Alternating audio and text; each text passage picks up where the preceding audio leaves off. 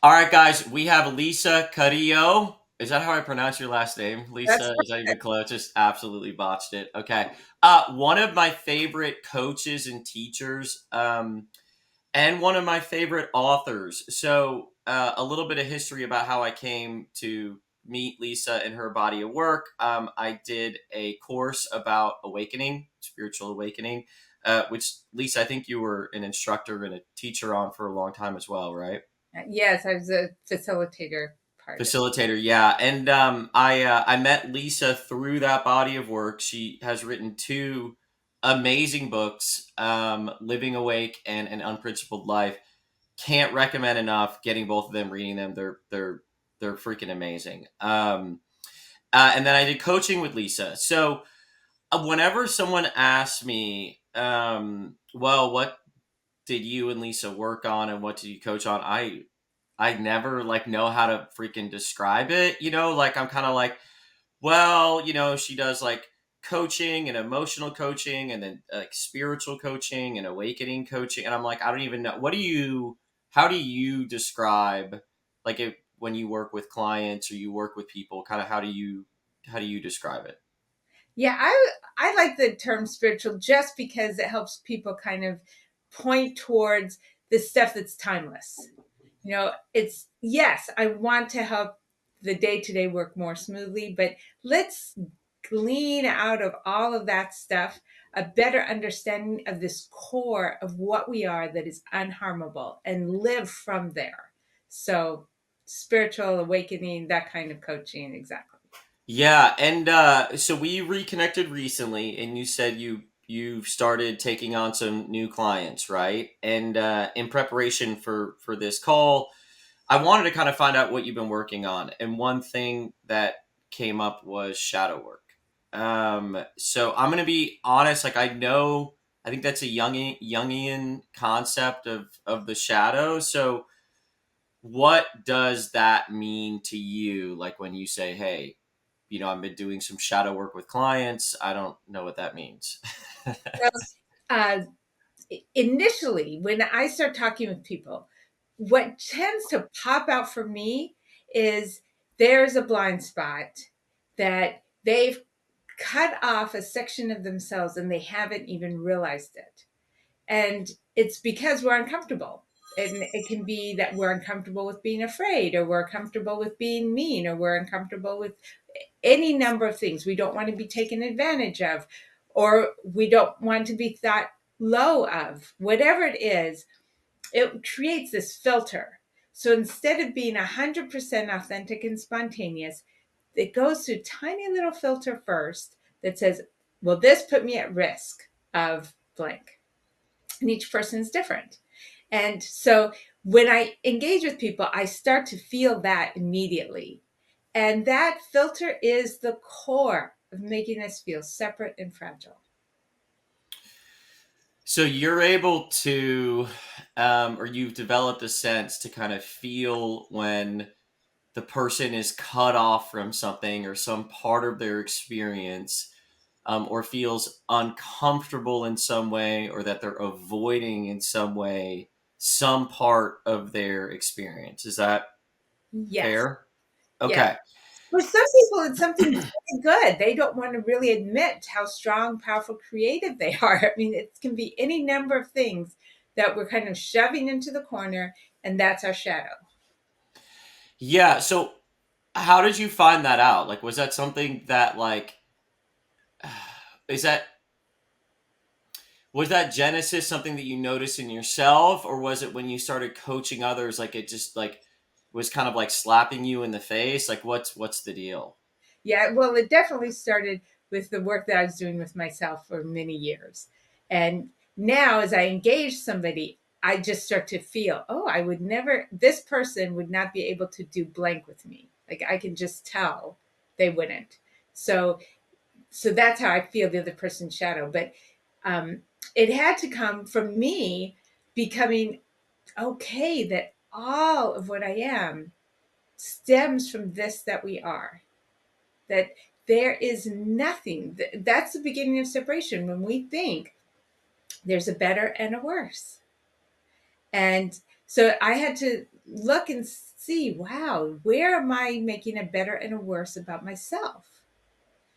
And that, when I first had the clearest opening, where it was just that's all I could see, that this one thing is pouring forth as this one single fabric.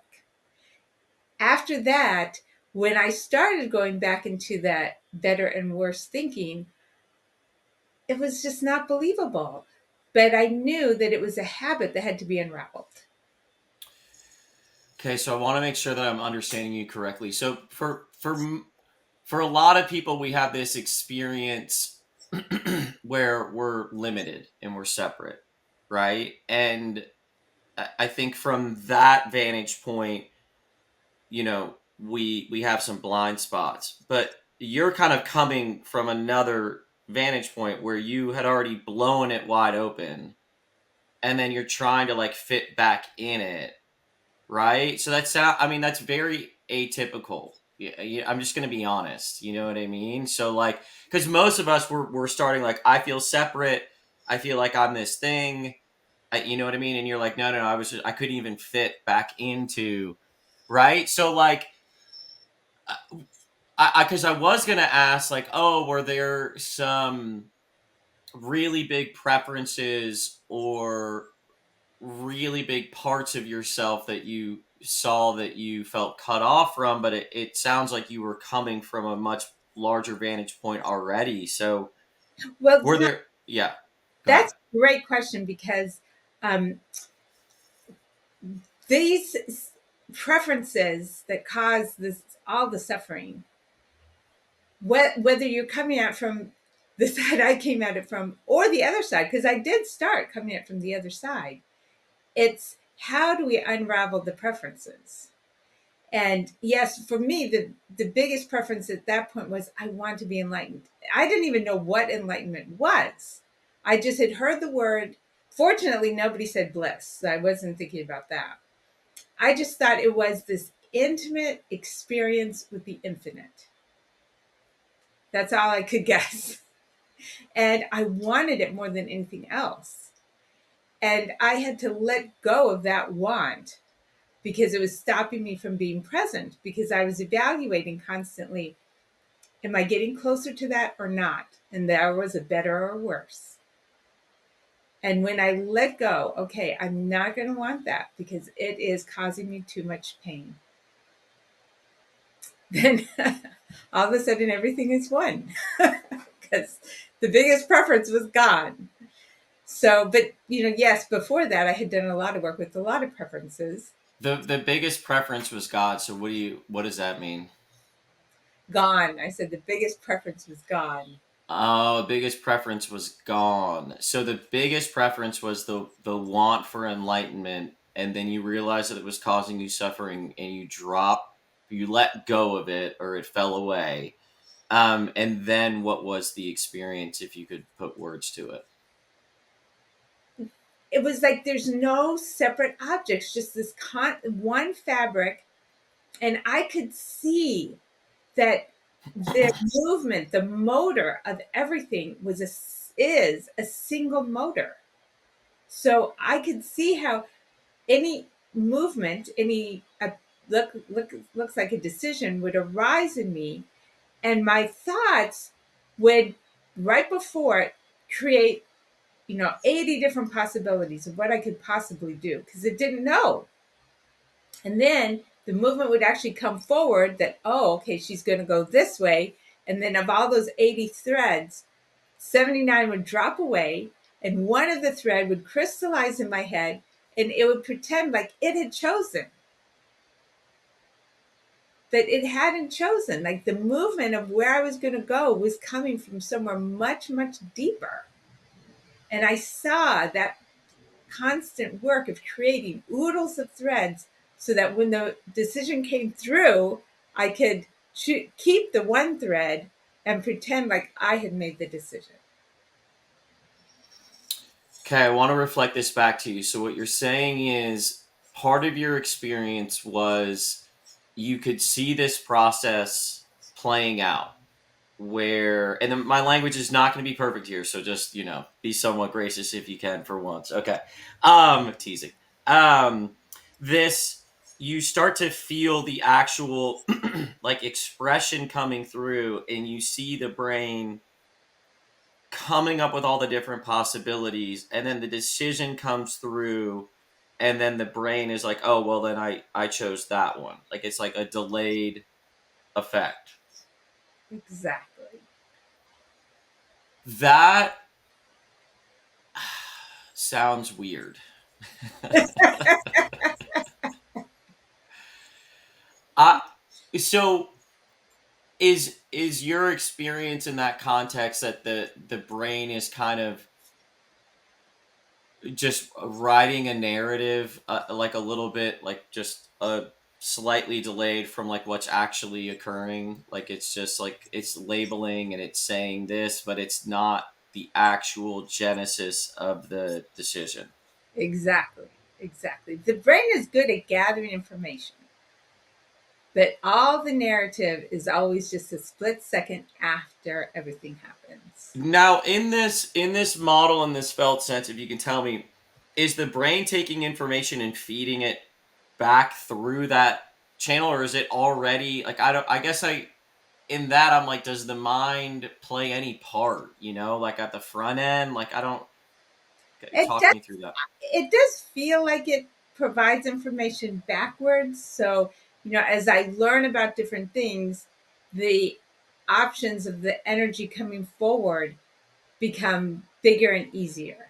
Now, the energy coming forward could still choose something I know nothing about, but it tends to move from things that are already known. And so, as the information is there, the options seem to be a little bit wider, kind of. How does someone feel that, right? So if you have a person who is coming from like, a very standard, like if everything we just said sounds absolutely nutso, to that person, uh, what would you say to kind of help them feel into that a little bit, or kind of open their aperture so that they can have a little bit more of a direct experience? Well, even long before that, I had noticed, so I think anybody could notice this. Three different things. First, you can come up with an argument for any decision. So you're trying to evaluate two things. You can make a beautiful argument for one, and you can make a beautiful argument for the other. If somebody was going to pay you however much or give you whatever, whatever, you could come up with the reason. Well, actually, I can see some benefits to that. Okay, so the mind really is good at finding logical reasons for everything. Okay, so then when you're trying to make a decision, if you even if you get what looks like all the right information, you can still sit there and feel like, I don't know. I just don't know. It's just, I don't know. So that means the mind couldn't come up with an answer. Yeah, so I want to pause on that one. So I think most people, myself included, can feel the I don't know energy. And they can feel where they've taken in a lot of information and their mind has kind of like gone back and forth and provided, very good arguments and reasons to do it and not to do it. And they're kind of like, in that pattern and in that loop. And what would you say to that? I would say exactly. The mind can't make the decision, and the knowing, the motor part, hasn't finished. It's going to come through when it's going to come through. Now, you can, this is the third part, tune into the gut. I don't know, gut, something where life arises from within us. So, that very core part of us. And you can. sometimes just feel, well, where is this heading? And sometimes you can tell already, like, well, really, if I just had to say, it feels like I'm going to do blankety blank, or I want to do blankety blank. Or you may have the habit of saying, okay, I'm going to pretend I'm going to do this, see how I feel, and then I'm going to pretend I'm going to do that, see how I feel. And that's a way of trying to tune into that area. And you may start to feel that, oh, well, there is something already trickling up because I feel like it's leaning towards this. So people who have a very cerebral experience with a heavy emphasis on the mind, what are some of the things, like what are some of the cues that you try to share to kind of help them? Because I can hear in my head, someone saying, well, like I'm back and forth on it, I'm just thinking about it, I'm still like trying to decide, like what are some of the prompts or the language you would choose to kind of help that person shift into feeling, whether you call it your gut, your soul, source, heart, intuition, like, any of these, what are some of the ways that you like to kind of help lead them, if you will? So you can work directly with the mind to help it relax. That part, you just want to find what part of me is attached to each of the options. This option makes me more financially secure. This one makes me more socially agreeable to people. Whatever it is, just figure out what it is that's serving in the head so that you kind of just name it and see it. And then you can start feeling closer in to what we really are. And the first thing to do is look again. Oh, sorry there. Same. I had someone call me too.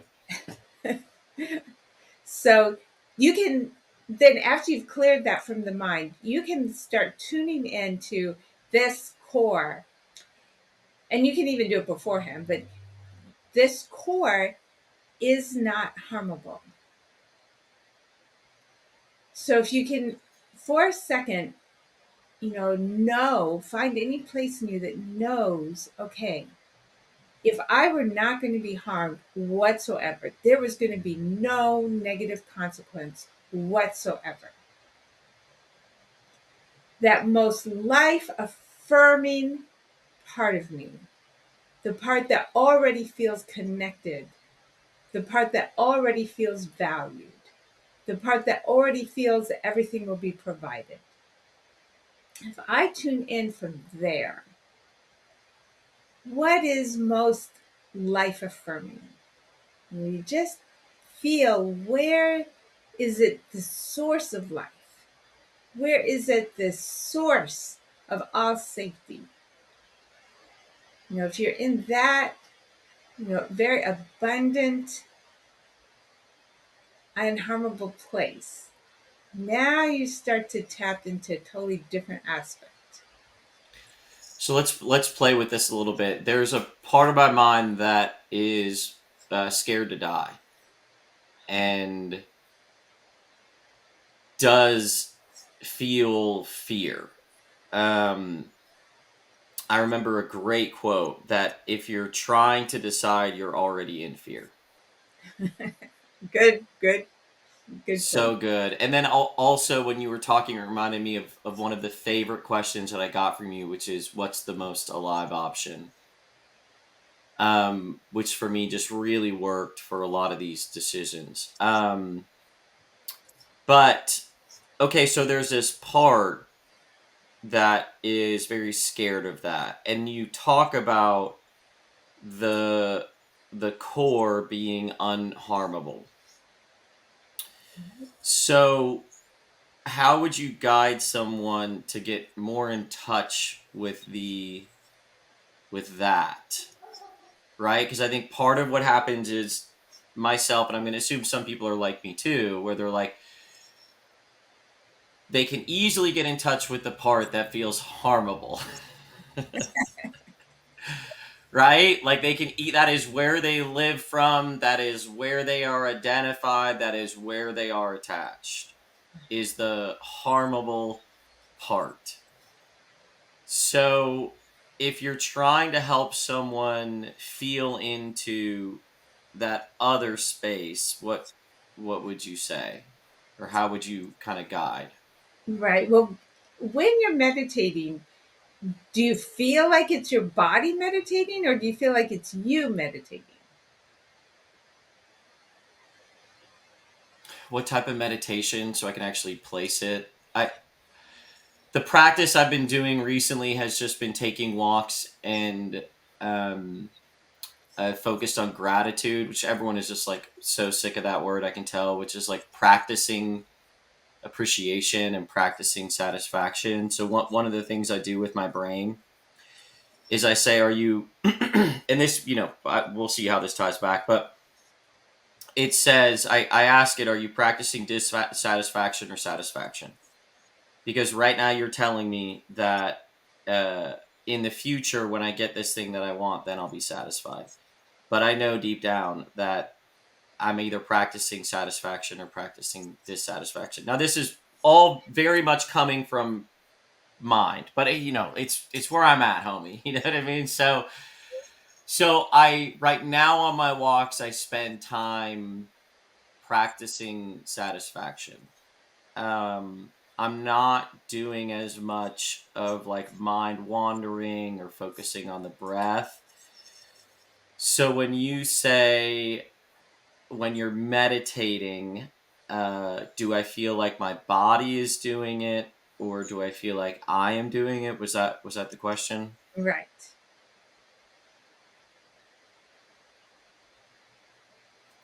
It feels like my mind is making a decision to meditate due to suffering. Right. That meditation is playing around with the attitudes. Very powerful meditation. I love it. Um, and what I'm referring to more is being aware of awareness. So an awareness meditation. So for those who are listening who don't understand it, I'll describe it and then you kind of so it's putting your attention on that which is aware. So it's putting your attention on the experience of consciousness itself with the most minimal amount of filters, in acknowledging that even the word awareness and even the word consciousness, we can use it as a label where we flatten it. So as much as possible, you want to use it as a pointer. So think about the word awareness as like a finger. When someone's pointing a finger, you look at what it's pointing to, not looking at the finger, right? So same with focusing on that which is aware, with awareness being a pointer and not a label. That which is consciousness, and just spending time walking, feeling how fucking weird it is to be this thing that is somehow aware of itself. That's my experience of it. How would you describe it? Yeah, it's even one step before being aware of itself. It is the awareness. Rest as awareness. Like do as little as possible. You don't even have to notice yourself. Just as little as possible. Rest as the awareness. So you would talk about doing a meditation where you take some time to do that, to focus on awareness, And I like right? how you're saying it's a pointer. You're not really thinking about awareness and consciousness. You're just being a cloud of awareness, a cloud of consciousness. Just that's it. And feeling into that, I cannot localize it any particular part of my body. Of course, I can try to say it starts in the head, but it doesn't have to be in the head. It doesn't have to be.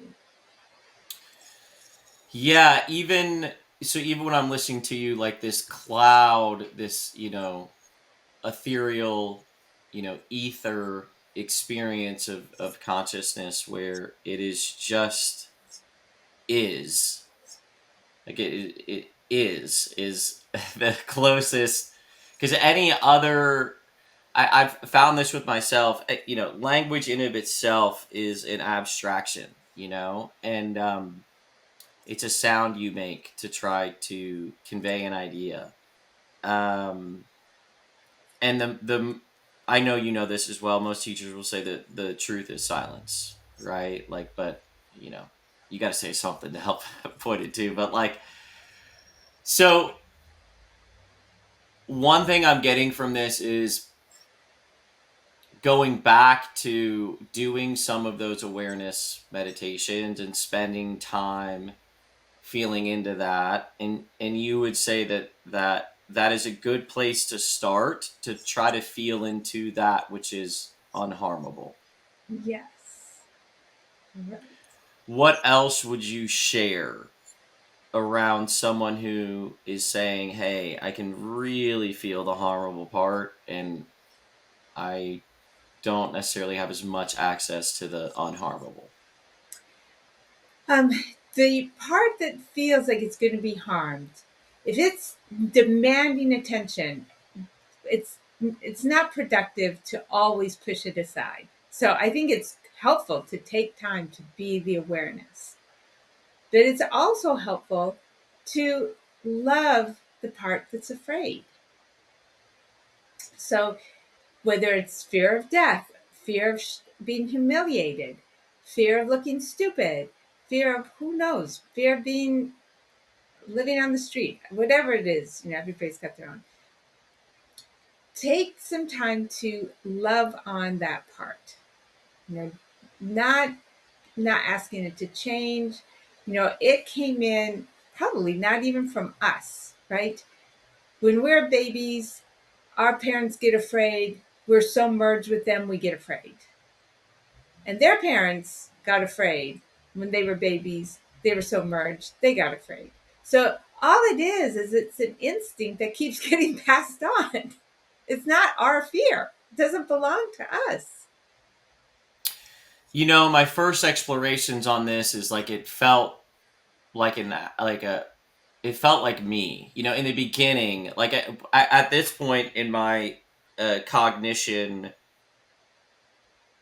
for a long time that felt like me. It felt like self. Like, you know what I mean. I would say that I have another teacher that says, to operate from any sense of self is to operate from lack and limit and separation. I mean, so you would say for them, spending time loving on that. And I was going to ask you what you thought that was, but you kind of shared, hey, I don't even know if this is something that we even created. Like, this could be, kind of passed down from mind to mind. Like so what are your thoughts on that, or how do Yes. you talk about that to other people? Well, the way you said that fear feels like me, most likely, then in your case, when you felt your parents' fear and it gripped inside of you, that was one of the first times when you had just been kind of blobbly merged with everything. And when that happened, there was enough clarity to say, I don't like this. And in that moment, when you say, I don't like this, that's the first time there's really a sense of an I that's local. I don't like this. So the fear and the I happened at the same moment. So, of course, the fear feels like me. That's what made you decide there was an I. Everybody has a different moment when their I comes out and says, I don't like this. But when we come up with this idea, I don't like this, then we come up with, I have to do something or somebody else has to do something so this won't happen to me. That's normal. There's nothing wrong with that. That's how our brains work. It's a perfectly proper thing to have happen. It's just it also is the beginning of suffering. So a lot of us have this urge to start to understand how did that happen and what's another way to experience the world.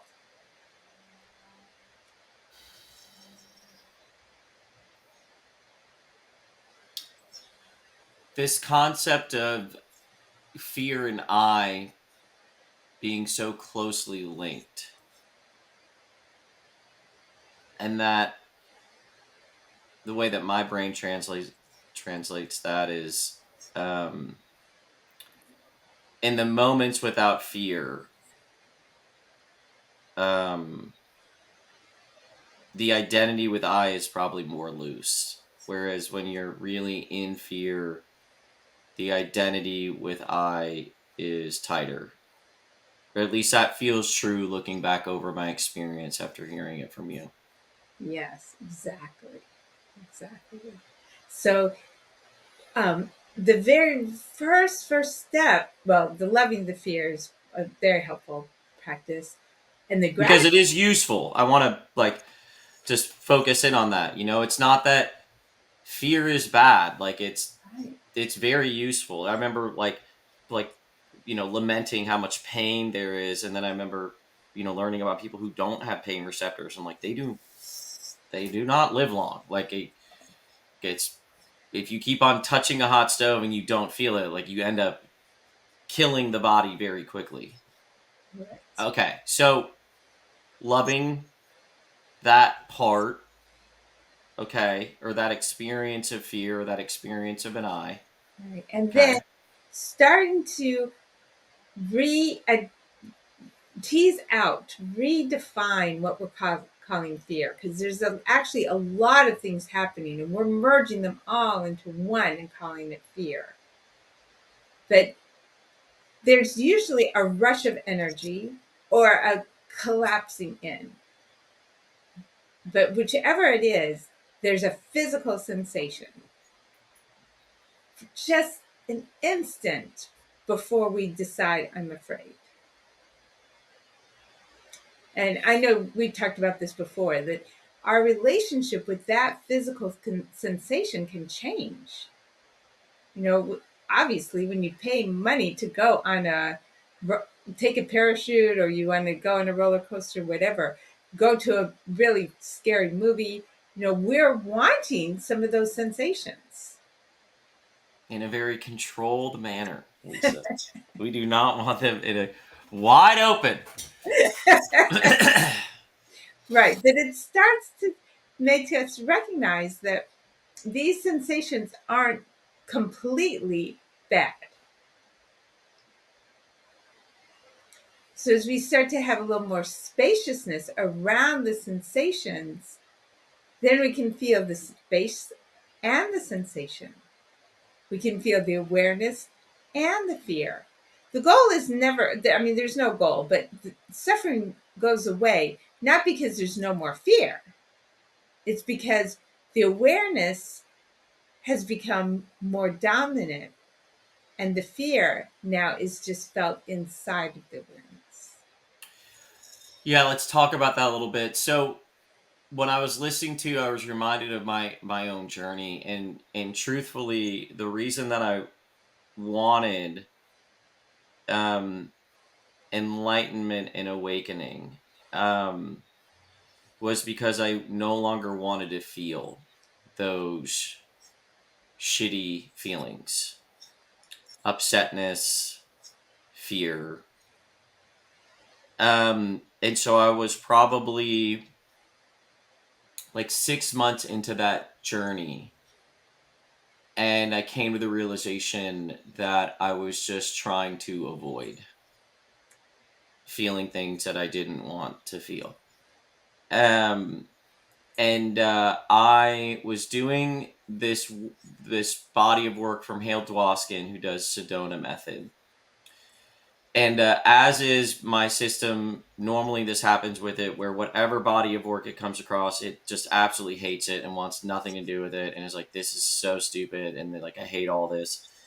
And I've been through that enough that like that to me at this point is an indicator to stay with it. Like when there's that much resistance to it, it's like that's where the juice is, right? And I came to this realization. I don't know if this will make sense for you, or maybe it would make sense for you earlier on in your journey. Um, I came to the realization that like there's going to be some percentage of life that's like feels so good and so amazing, and there's going to be some percentage of life that feels like shit. Um, and I realized I was trying to move away and avoid feeling that. And the entire journey towards enlightenment and awakening was that. And then I had this really big epiphany, very emotional for me. I'm not, or my experience of myself is I'm not like normally that emotional, but um, where I realized that I didn't want to miss any of it, and that there was going to be a percentage that was bad, quote unquote. And I was like, I don't want to fucking miss it. And so I let go of the want for enlightenment, and I started a practice of feeling all the feelings. So sayings I would say is like, don't try to feel better, try to feel more. Don't try to feel better, try to feel more. Another prompt that I would use is like, what's the feeling that you don't want to feel? And I would actively move into all of those things.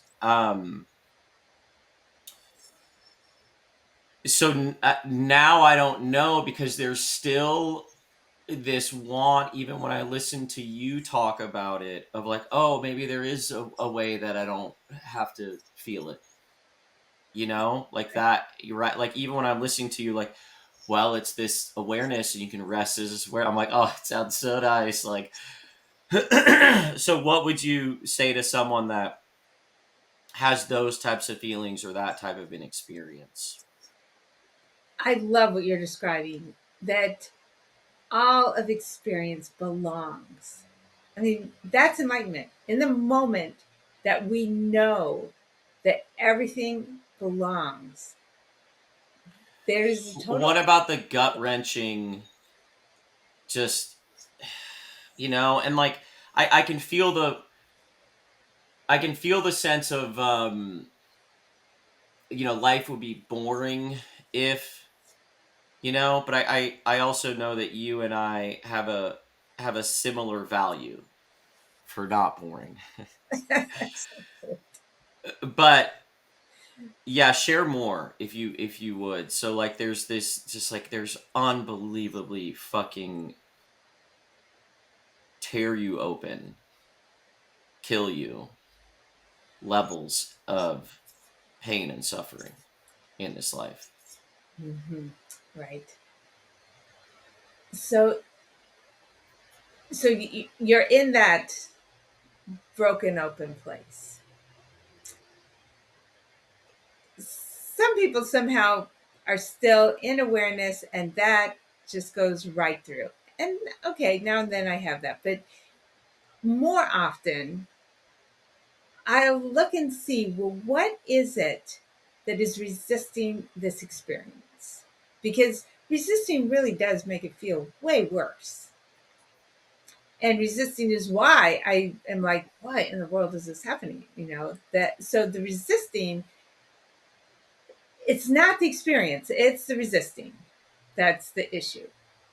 Because when the resisting is gone, it's amazing how simple things are. There are like some really bad experiences though. Like I always think about, not always, that's such a lie, but I've read some ways that people have died over the millennia, and I'm like, oh my god, like it's easy for me as I'm in my warm, temperature controlled room with soft cotton and bright lights to be in touch with this awareness and accepting of the experience. I don't i don't see either even how it's possible, or like I'm like, I feel like I'm kind of kidding myself a little bit, because I'm like, hey, when you're right up against it, I don't know if you're going to be feeling into awareness. Okay, so um, most people's suffering is about feeling like they're going to be thought less of. They're going to be considered stupid. They're going to be humiliated. They're going to be rejected, abandoned, whatever those things are. So that really, Okay, none of that. Yeah, yeah. Okay, good. all of that has to do with unraveling your identity. And that is the 99% of what people are experiencing. So I tend to want to talk about that more. But okay, there's some people who, for whatever reason, are terrified about physical pain. Yeah, yeah. Because I want to, for all the physical pain people. Right. Um, I can easily address that. yeah. I I I lucked out, I guess, because I had that experience. It really felt like somebody was putting their hands between, some very, very strong monster was putting their hands, jabbing them in between my ribs and trying to split my body in half. And I had to experience that for days. I can't remember how many days, maybe 3 days. I don't remember. But I was in the hospital. They did give me some pain meds. They would work for, they wouldn't work. They would reduce it for a couple minutes, and then the pain was back, and I didn't qualify for more pain meds for another many, many minutes. Okay, so it was days that I experienced what felt like somebody trying to rip my body in half. And I can just say what happened was I got so present. I mean, there was nothing else in my consciousness. There was pain in this moment, and I survived it. And then there was pain in the next moment, and I survived it. And these moments kept coming on and on. But I couldn't even handle fantasizing about how long the pain was going to be, because it took all of my awareness to manage that moment of survival. So it was just a moment of survival. And I never had longer than a moment to survive, because I could not put in my head, how long is this going to last? I couldn't. I was so absorbed with surviving one moment in one moment. And what was amazing is that somehow there was the strength to survive the one moment. And then there was the strength to survive the next moment. And then finally it was over. So I can tell you, it is nothing like what you imagine. Yeah, yeah. So this is so fucking good. Okay, so our mind does this. I would say it's my mind, but I don't think it's unique. It is utterly convinced that it is seeing the truth of how things are or will be. What you are sharing here, which I can, the way that I cognize it is, if I was talking to a person, I would say, "Hey, think about a flow state where you are so present that there is not an I." And they go, "Cool." And then I would say, "Unbelievable amounts of pain. There's no I." Like, it is, you are so present that there is no identification as a separate thing. It is just whatever is happening. And it's just like right here. And let me get to the part that I was going to say. My mind is imagining that there is resources available to cognize or think about a future. It's like, no, no, no, no, no. When it is that bad, there is fucking nothing. No you, no future. Like, you think flow state gets you present? Like, you haven't been through real presence. Okay. And so part of it is kind of my brain telling me, "Oh my god, how," and it's like, "No, no, you're, when this is occurring, there is no past, there is no future, there is no you. Like, it is all consuming to its absolute bones. Like there isn't a fucking ounce of energy left for you to be like, oh, I wonder. It's like, motherfucker, no, that is not what's happening. Okay. Okay, because I was always like, oh, well, how am I going to be able to rest as the awareness? I'm like, this makes sense. There has to be something online for there to be that, and when it's coming down to that, there is not that there. Right. There's just experiencing. So there's no awfulizing either. Yeah, I when I talk to friends about this, which most of them have given up listening to me because they're like, I don't know what has happened to them. I always say, imagine a death, and they go, yeah, and I go, what you're imagining is worse because the way that the brain works is it always kind of adds in this like, and it will be this way forever, and it will continue. It always just adds in this like kind of permanent loop. So I'm like, when you imagine dying, it's just like I'm just like dying and dying. It's like that is not, that is a fucking fabrication. Like it's not that, you know what I mean? It's like, yeah, one of the gifts of this experience is, as far as I can tell, you can't get trapped because it's just always an unfolding and a shifting. But our brain insists, like, no, no, no, it's going to be this loop of, and I'm like, yeah, that's what the brain does. It That adds this, principle yeah, can't get trapped. It's impossible to be trapped.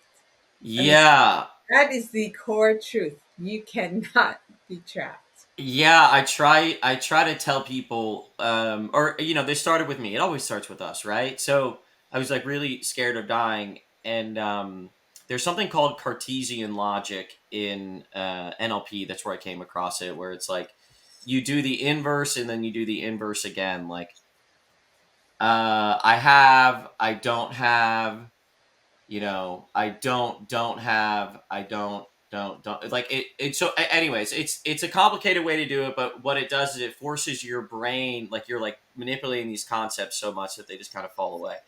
So I realized that the only fate worse than death was being this way forever, for millions upon trillions of years, and you were like, there's no way out. And at some point you're like, oh my God, I just want to get out of this. And it's like, no, it's this forever. And I'm like, that's trapped. And I'm not saying what that is. I don't know what that is, but I'm just saying that might just be the mind looping on itself. But I was like, that is worse to me. Now we get into preferences, but that is worse to me than dying. Right. But I mean, Anyways, if there's anything we know is that this that we are is dynamic.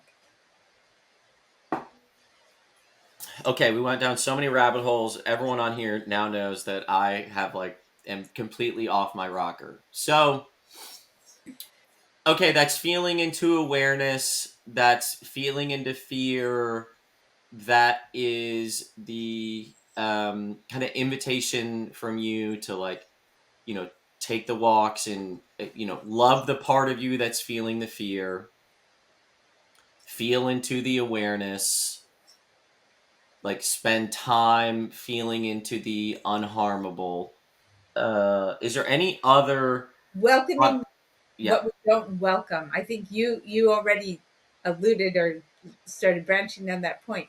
But shadow work is looking at the parts that we haven't been welcoming and welcoming them. We're not fixing anything. We're welcoming everything. It's such a different way to approach. And so easily we end up back in the, oh, I'm fixing something mode. I'm trying to make myself happy all the time, or I'm trying to make myself kind all the time, or I'm trying to make myself independent and strong all the time, or whatever it is. It's welcoming. Sometimes we're dependent. Welcoming. Sometimes we're helpless. Welcoming. It's just welcoming, welcoming. Sometimes we look stupid. Welcoming, welcoming. So part of shadow work is looking at the parts of our experience that we are cutting off or not wanting to experience, and then looking at the parts of ourselves. So, kind of interchangeable here. We're looking at the parts of ourselves that we don't want to, and welcoming. I can hear someone saying, well, if I did that, Lisa, I would just be like rude and mean to people. So what would your response be to that? Do some little experiments and see. My experience is that the more we welcome, the more this balance starts to happen, and this generosity starts to happen, and open heartedness starts to happen. Yeah, we might have some moments where we're off, but off. I mean, what's off? We're always like that. That's part of what we're supposed to be. We're supposed to ask for forgiveness sometimes. That's part of this puzzle we are. We are threads in a fabric. We cannot pretend that this thread is going to run along all by itself and it's not going to go over and below other threads. It's going to. It's going to go over and below, over and below. We are a puzzle. We don't get to pick that we're always the one that is whatever it is that's our preference.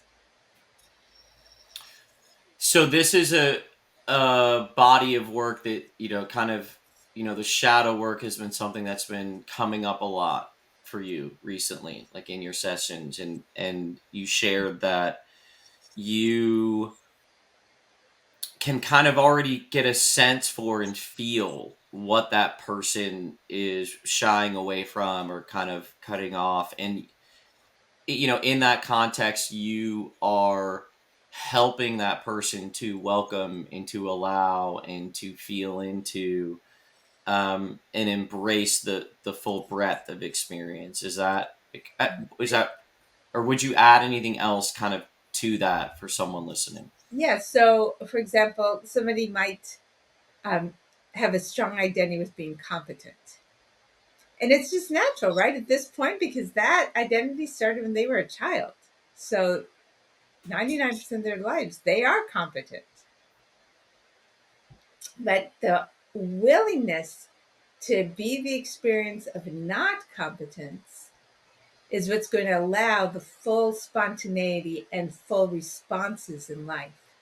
Because there will be times, probably not a lot, but there will be times when every response ends up being the appropriate response.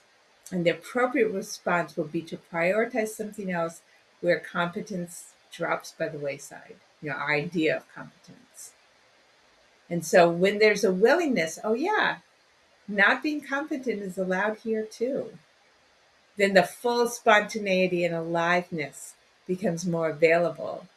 And the separation is gone because we are just each moment that natural arising just happens without the constant checks. And the natural arising is what, we want freedom. All we want is to not have the checks. And where are the checks coming from? From our own selves. Freedom is just when that aliveness comes that we can just do what it's moving us to do. That's what feels like freedom.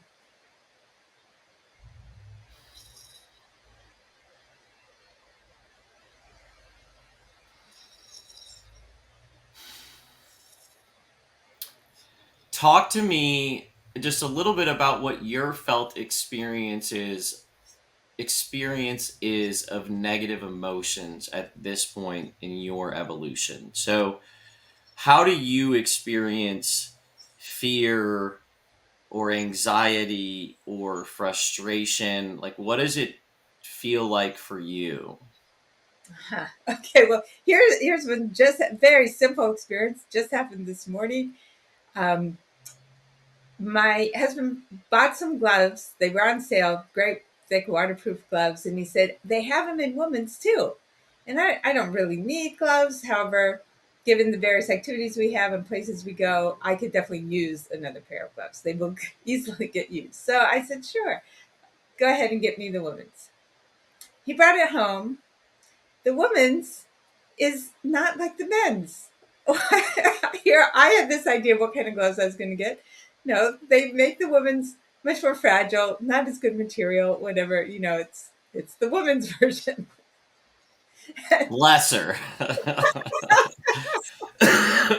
It's like, how did this happen? I didn't really need gloves. I said yes to spending some money on gloves. I get something not what I thought I was going to get, right? And so what came up was anger, frustration. Like, so do I make do with these gloves? Do I go through the hassle of returning them? It's like, so there's all of that. Now, I've recently learned, this has been fascinating for me, that different body types put energy into different systems. Some body types put more energy into their skeletal system, and they tend to have stronger wills. Some people put more energy into their muscular system, and they tend to be very movement oriented, very kinesthetic. Some people put more energy into their organs, and depending upon which organs, they have emotions going towards one direction or another. And some, and I would fall in this category, put more energy into our nervous system. And so our emotions tend to have a intensification. So I watched this. It was not, I'm not the emotion. And yet I'm totally open. Here's the emotion coming up. And I can see that this is really something very small. I mean, it's a pair of gloves. Nothing's really getting hurt here. But I can feel this arising in my system. I can feel the nervous system, you know, arguing about how this glove situation happened. And so as it's happening, I'm like, oh, shucks, why is this happening? Right. And that's the resistance. So that part quickly, that was very quick. I was just like, okay, right. We're going to make this worse with resistance. That's just too painful. Okay. So what's available if there's not resistance? And what's available for me immediately was, okay, so the body's going to go through this reaction. But it's this great reminder that this sense that will jump in because, it feels like life has certain things that have to be managed. Just functioning in the world. I haven't found a way to always not act as though there's a manager. I think it's possible because there's definitely many, many moments when I'm in that place. But for whatever reason, this idea of a manager comes in. It just seems like a functional tool various times. So I was just welcoming, okay, so this is another great reminder. No need for a manager here. You don't have to have expectations about what kind of gloves I thought I just bought. There doesn't have to be a preference. There'll be the gloves that actually show up. That's it. It was just like, oh, right. All this was something poking me in the side saying, oops, manager, you can relax. Manager, you can relax. And that's all it was. It was an alarm saying, manager, you can relax. That's great. I want those alarms in my life because I don't need to have the manager running more than it is. Not that it ever needs to be there, but like I said, it seems to be there. But I can have it there less and less and less, which is really nice. I think a lot of people listening to that would say they would identify with the manager. Mhm. Right. Well, Like they would say that that is who they are. right. Yes. Well, as long as we think we're the manager, we're going to have a lot of suffering. So every moment of suffering is a little invitation. Maybe you could consider you're not the manager. And if you're not tired of the suffering, no problem. Just continue on, live as the manager, and have the suffering that comes with that. If you're okay with the amount of suffering, then there's not anything to change. It's just when you get tired of the level of suffering, then okay, that fatigue with the level of suffering will be the motivator to say, okay, maybe I can live with less of the manager and I can find who I am that's not the manager, the apparent manager, because the manager is not really doing that much. It's, it's acting as though it's doing stuff. Let's say that you were talking to someone or coaching someone that in that situation was identified as the manager, what are some of the things that you would kind of do or play with to help them open up? Right. So you can start right with, let's get down to the sentence that expresses the frustration. So my gloves should have looked like the men's gloves. That's it, right? That I received the gloves, they didn't look like I thought they were going to look. That's like the core thing. My gloves should look like that. Yes. This reminds me of Byron Katie, where you get Yeah, that's very a perfect one to use, clear. right? I mean, Yeah. there's a lot of different ones. Like I just used before that, I used the approach. I actually prefer to be something much more infinite and unharmable. So that's an approach. But a really simple approach is the Byron Katie. Okay, so I think my gloves should be like that. Well, how much suffering does it cause me when I believe that? And how would I feel if I didn't have that thought? Just for a moment, and not trying to establish new thought patterns here. Just notice it's painful to think my gloves should be different. And it's a curious, open place to be thinking my gloves should be like this. And I'm like, oh, I wonder how they're going to work out. I wonder what's going to happen. There's no frustration. It's just curiosity. Just notice those two things. And then, do I absolutely know that they should be different? Absolutely no, of course not, right? I don't know the future. Maybe someday I'll be like, oh, I'm so glad that these were the way the gloves were. I have no idea. I don't know. And then, what are the opposites that make it also true that they should be like they are? What are the opposites? So, okay, well, of course, they look a little prettier. Maybe there'll be a day when I want gloves that look prettier. Who knows? It certainly had me, there's many women who talk about, women get less than men, blah, blah, blah. And I would say I don't feel like that's a dominant experience for me. I feel like I have ended up in a life where I've gotten a lot of equality, sometimes a little less.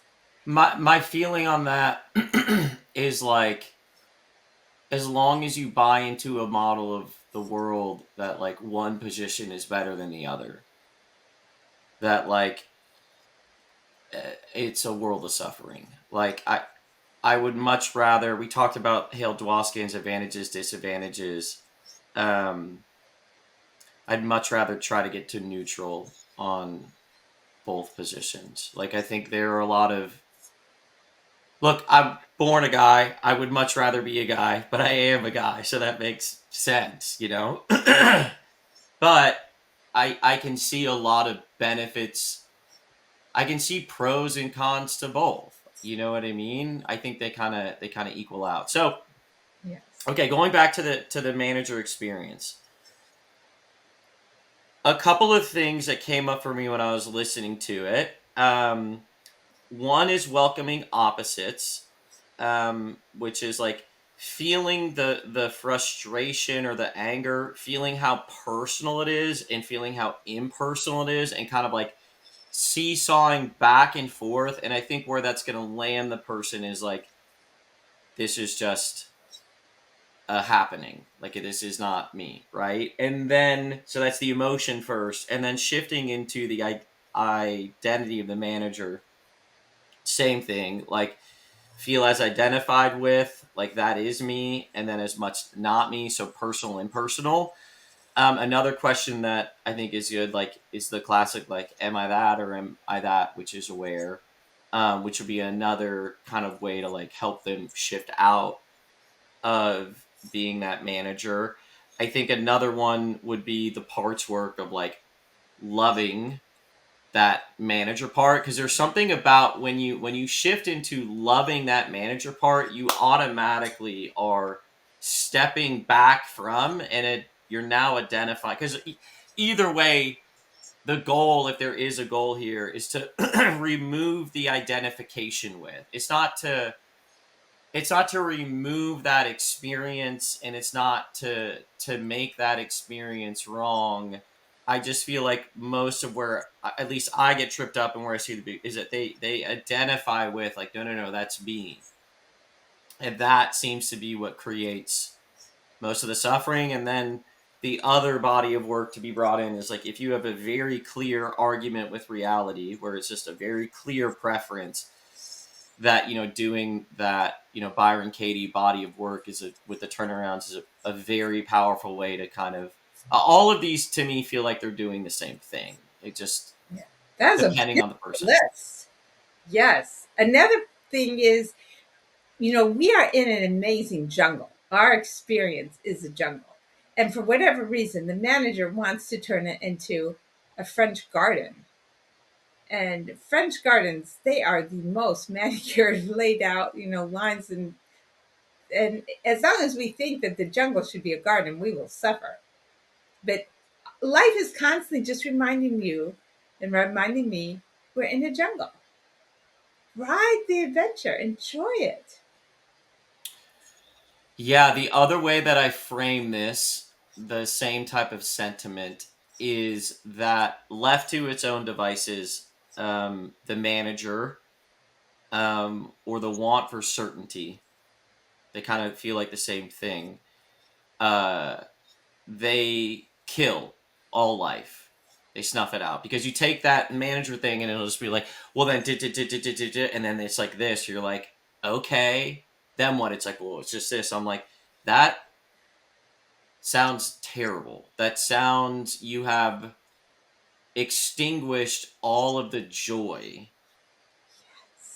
out of life. Like I have gotten to the point when I talk to someone, I can feel that they want certainty, right? And so I'll play with certainty and uncertainty, and I'll see if I can get them to feel into like certainty just leads towards an extinguishment of expansion and joy. Like it just wants to get like this. I I have found that useful for my own system to unhook. I still welcome the experience of wanting the certainty, and I'm not pushing it away, but a real deep understanding that at that point my mind is trying to like flatten, compress, and just kill off existence, which is, I get it, like it wants to stay safe, so that is it's trying to do, but I'm like, yo, that kills off all of the beautiful parts of life. Absolutely. That's brilliant. That you could write a book. That is brilliant.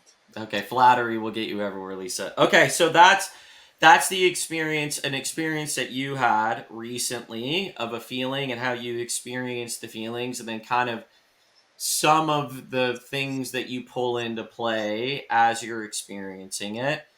Um, very cool. Let's is there anything else that you want to share on that you feel is important or salient, or there's some energy there that you want to express? Sure. Another practice I've been using recently that I really like, the manager will start to think it needs to plan over and over the same thing. It's having repeat thoughts exactly. So giving it something to do is really nice. And lately, there's some really great couplets about not having preferences, not making distinctions. And I've been using those to just give the thinking something to do. And it's been really nice. So, and your gratitude work, that's another great one. I mean, if we don't deliberately help it out, the poor manager will dig itself a grave. So, So well, talk about that. Are these some guided meditations that you put together, or just things that you read? it's I took there's a little bit longer poem by the third Zen patriarch, and I took out my very favorite set of couplets and made my own little list of them. And so that Can you share one or two that just come to mind? yeah, in fact, I have it here.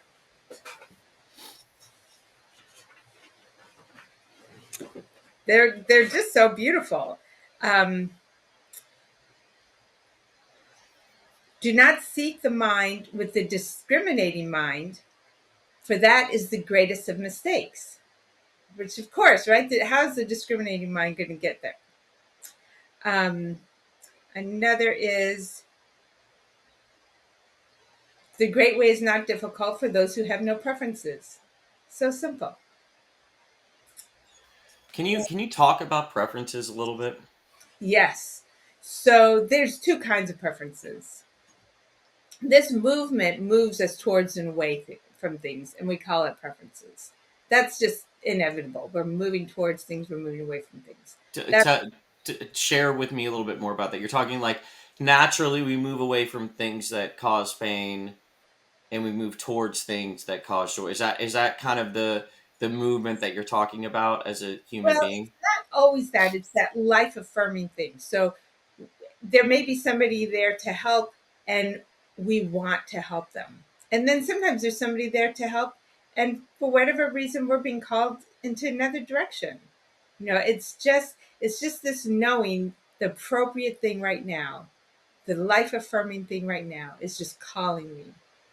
And I So you're go, saying that's one type of preference is like the chunked up version would be like a we're using language again, it's not precise, but kind of the life affirming, that question you would have me ask, which is like what is the most alive option, right? Like that's a way that I orient towards it. And you're like, so there's the first type of preference that is like moving towards that, right? Is yeah, that fair, or how would you add other words to it? no, that's great. It just feels like an inevitability. Like, it's the best thing. It's the best thing right now. Of all the ways to move, that's the best thing. We don't have to analyze it. We just know. But then there's the other kind of preferences. And those are the preferences that are supporting the image or the security that we want. Those preferences are the manager's preferences, and they cause suffering. They are very attached to outcomes. The natural preferences are very curious. They're not trying to reach any particular outcome. They're just doing what needs to be done. They don't know what's going to happen. But the preferences are attached to outcomes. Those are the ones that cause suffering. I mean, they should be two separate words, but I don't know that we have two separate words. Well, one thing that's coming up here is like we're repeatedly visiting on the manager, right? Yeah, So, I think welcoming the manager is an important part. Like we don't want to shove it to the side, but I think some sort of practice to help that energy spin out a little, like, and I mean spin out as in like empty itself out, right? So if you were working with someone and they were heavy in that, you might say, okay, let's spend some time each day loving on that part, welcoming that part, like allowing that part to kind of share everything. What what might you share to help them start to shift? Because a lot of people are going to be identified as that, And I hear what you're saying. These two types of preferences, these preferences relatively seem downstream of this. So like let's just move towards that. Let's welcome it. How do we help them kind of shift out of that energy when they've spent time allowing for it and welcoming for it? right. One exactly. You're not resisting it. I love the reminder for people to welcome it. And So then quickly we want to move away. We're like, no, no, no, no. It's like that's not the point. We need to, like embracing it. But yeah, go ahead. already there's many moments in our life when it's not operating. And just noticing those, the what we pay attention to grows. So noticing, oh yeah, that's right. I was sort of in flow when such and such was happening, or I was just being moved by love when such and such was happening, or whatever it is, just noticing, wow, actually, right. I kind of had planned this, but when something else happened, that just opened up a bunch of stuff. We just did it. Like, no, acknowledging all those times when the manager didn't know ahead of time, or we didn't need the manager, and starting to acknowledge, wow, okay, there's something else happening in my life a good piece of the time. Let me pay more attention to that. Yeah, I think when they do that, they will realize how much is actually occurring that isn't that. Also, when I was listening to it, I was reminded so much of why I like parts work. Now, I don't know if this was Dr. Schwartz or this was kind of like NLP's version of parts work, but like you like imagine that it like the part comes out on your hand.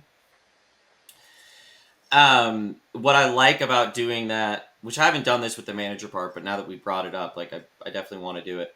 Part of what I like about that is basically what you're doing is you're separating it out to here, you're feeling love for it, and then you like move towards it, right? Embrace it, hug it, let it empty out, come back and forth. So in essence, you're like associating and disassociating, and like it's just kind of like that welcoming of opposites that like as you seesaw back and forth, it kind of like just releases because it's a thing but it's also not a thing, you know what I mean? Like it's a thing because you're having an experience, but like as you seesaw back and forth with associating disassociating and like bringing it out here, that process in of itself, even doing that gives them a feeling of like, well, oh wait, it's over here, okay, so that isn't me.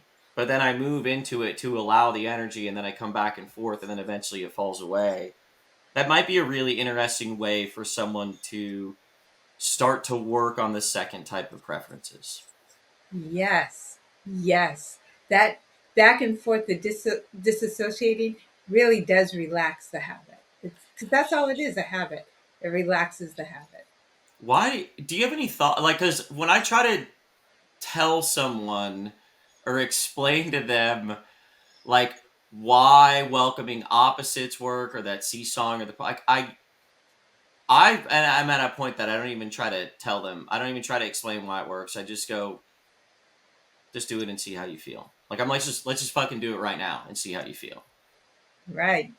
Like the why is like it's just not even important. Like it just I don't know why. There's neurocircuitry that become habituated, and you're habituating a different set of neurocircuitry, really. That's as and you're allowing pleasure to be associated with the new circuitry. So if you have pleasure and new circuitry, it will start to open up another pathway. You know what I love about this, Lisa, is one of the things that I had on my list for us to discuss was this agency and non-agency, and it's something that I talked to you about, and I think we really hit on it with this manager thing because it does it feel like the manager is agency?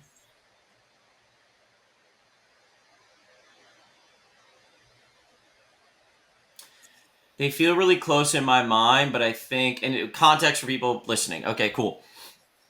One of the things I've discovered for some people, as you move towards enlightenment, um, and you kind of feel like there's no self and no I. It can land, or it has in my experience, and I've seen in others, it can land you in this space of like, well, why the fuck do anything then? Like, why even get out of bed? I have no agency. Nothing matters. Like the land of nihilism. And when I shared that with Lisa, we started kind of talking about these concepts of agency and no agency. And you started sharing with me, like, hey, like you start here feeling like you're a very separate person. You know what I mean? And then you like move into like nothing. It's all, and then like there's kind of a different type of agency that can come online. Can you, for those people listening inside baseball here, but for those who kind of landed in that non-agency space where they feel like, I read this no self thing, the self is an illusion, and like I listen to these teachers and I feel into it, and I just end up being like, why even do anything? Um, what can you share uh, with those folks? What can you share is on the other side of that? Let's start with that. Like, because I think they'll be like, well, this is the finishing point, and you open my eyes to like, I know you feel like that's the finishing point, but that's just part of the thing.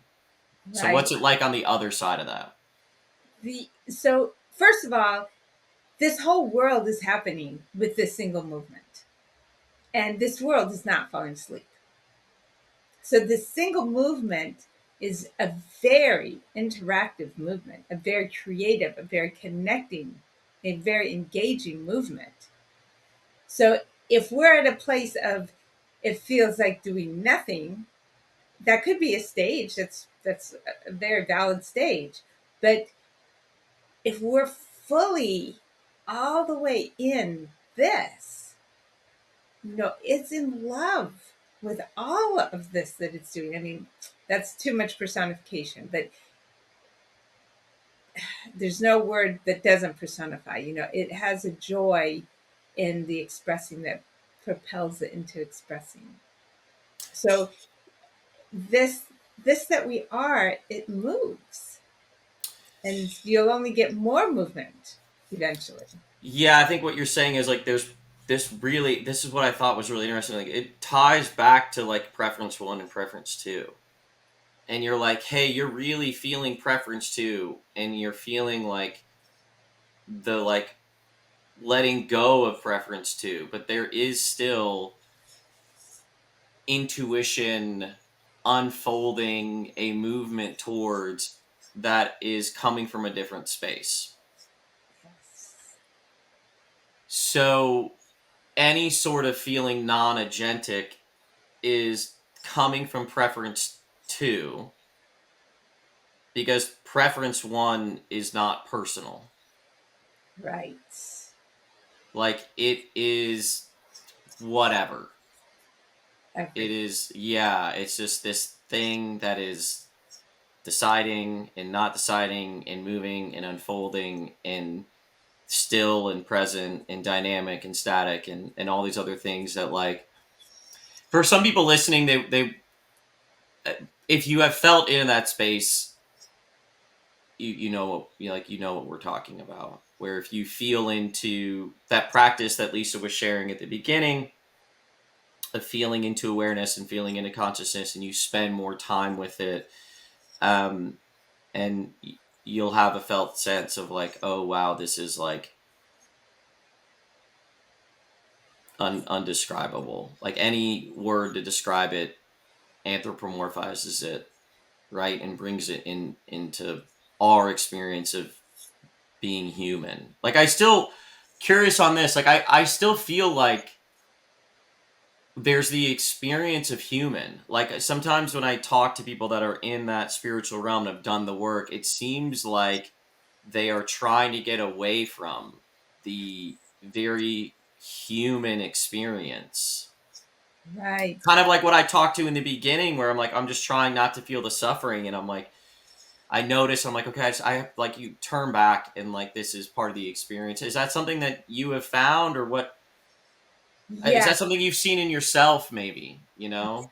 I mean, after those weeks where there was no individual thought, when the individual thought came back, there was this immediate love and curiosity. Oh, okay. It was amazing. I mean, it was just immediately like, oh, really? So, how and why and what? Just total interest. That, and it's kind of, so whatever we are doing, we put on the label, I'm doing this to prove that I'm whatever, to make myself look successful, to make myself look attractive, to make myself whatever, to make myself secure. We put on these labels. And then we reach that point where, oh, I don't need security, I don't need safety, I don't need to prove anything. And so we think we're going to stop doing all those things. But underlying all those labels we were putting on top of them, there was actually a movement of life along with a lot of what we do, or some of what we do. Something, there's a movement of life. And so as we're okay, there's nothing to do to prove anything, but is there anything to do out of love? It just turns out it's almost the same things we were already doing, except for now we're not doing them for security, we're doing them out of love or creativity or connection or joy or whatever it is. It's like, oh my gosh, I'm so surprised how many things I'm still doing that, in my case, I'm in a career that I wouldn't have done, I think, at the very beginning. But so there are some big changes that can happen. I'm in a relationship I don't think I would have picked at the beginning. So there can be totally different things, but there's a lot of just, I exercise, I do things to keep a diet that makes me feel really alive and vibrant. There's lots of things I do. Yeah, you're pointing out evidence for agency after you've let go of the preferences number two or preference two. Right? Okay. It doesn't so much feel like little me agency. It just feels like, well, this is the calling. Yeah, when I have felt, and we have different experiences, and we experience awareness different. But when I have felt into that space,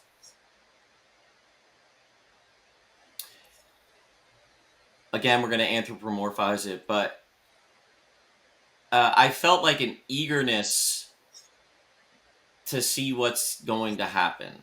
Like there was still decisions being made, and like a thrill at the unknown of like what is next. Whereas from the mind, it's like, no, no, no, like the unknown, no, And I always find it funny to juxtapose that with the mind always thinks it knows what's going to happen next, but fundamentally, it has no fucking idea. Exactly. Like we have our probabilities of like, well, this is probable to occur, and I'm like, yes, but fundamentally, patently false. Mhm.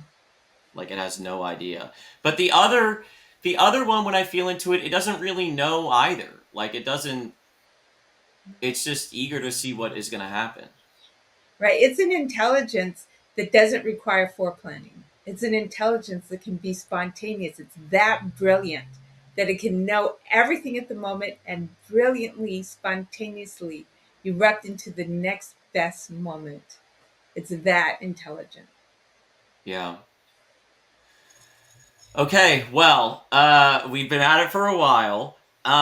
So we'll pause here. There's plenty more. And you are still doing some coaching, so people, and I'll make sure that I tag and link to. But where do you like people to go to learn more about you and anyone that like me, when I read your books or I experienced some of your teachings, I was like, oh, I really want to coach with this person, and I can say to anyone listening, I've coached with Lisa. It's fucking awesome. Like she just operates at a different level, at least for the rest of us.